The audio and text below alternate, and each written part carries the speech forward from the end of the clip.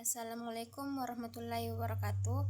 Perkenalkan, nama saya Cynthia Salsabila dari Fakultas Pendidikan Agama Islam Universitas Indonesia Timur dengan NIM 238010007. Di sini saya akan membawakan materi mengenai pengembangan media pembelajaran dalam mata kuliah media pembelajaran.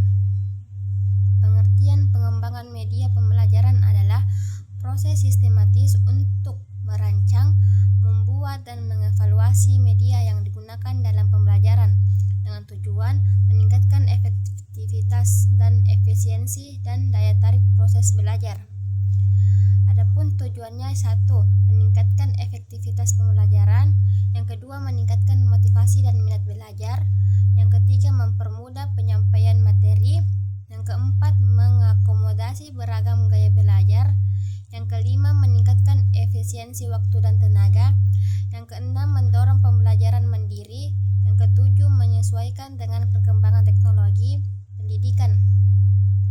Selanjutnya ada prinsip-prinsipnya. Yang pertama itu prinsip edukatif, yaitu prinsip yang menekankan bahwa media pembelajaran harus mendukung tercapainya tujuan pembelajaran.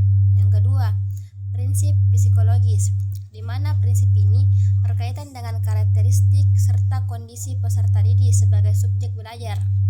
Yang ketiga, ada prinsip teknologis, yaitu prinsip yang menekankan pada pemanfaatan teknologi secara efektif dan efisien. Yang keempat, prinsip estetika.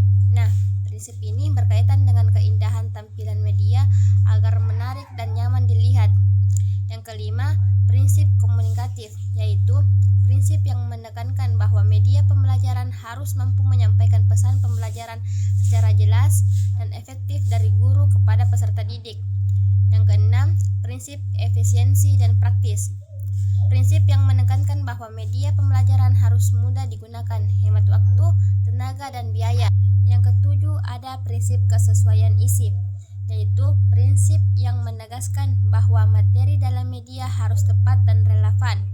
Yang kedelapan, ada prinsip evaluatif. Prinsip ini juga menekankan bahwa media pembelajaran harus memungkinkan adanya penilaian terhadap proses dan hasil belajar. Selanjutnya ada model-model pengembangan media pembelajaran. Yang pertama itu model ADIE, adalah model pengembangan pembelajaran yang sistematis dan paling umum digunakan termasuk dalam pengembangan media pembelajaran. Tahapan atau arti dari ADIE: A. Analisis, menganalisis kebutuhan peserta didik dan tujuan pembelajaran. D. Desain, atau merancang media dan menentukan format dan desain. D. Development, atau membangun atau memproduksi media. I. Implementation, atau menggunakan media dalam pembelajaran. Dan E. Evaluation, menilai efektivitas. Yang kedua, ada model Azure, model pengembangan pembelajaran yang berfokus pada pemanfaatan media dan teknologi dalam proses belajar mengajar. Adapun tahapan atau arti dari Azure yang itu: A. Analisis, atau mengkaji karakteristik siswa, yaitu usia, kemampuan awal, gaya belajar, dan latar belakang. Dan S. Study objectivities, menetapkan tujuan pembelajaran. Selanjutnya ada S-nya lagi, select methods, atau memilih media dan bahan. Terus U-nya itu utilize media, menggunakan media. Contohnya itu menggunakan media dan bahan. Contohnya guru mempersiapkan menguji menggunakan media dalam belajar. R. Learner participation, atau melibatkan peserta didik, gunanya untuk mendorong partisipasi siswa untuk aktif. E. Evaluate, atau menilai efektivitas media dan melakukan perbaikan jika diperlukan. Terus yang ketiga ada model Borg and Gal. Model ini merupakan model penelitian serta mengembangkan yang lebih kompleks dan mendalam.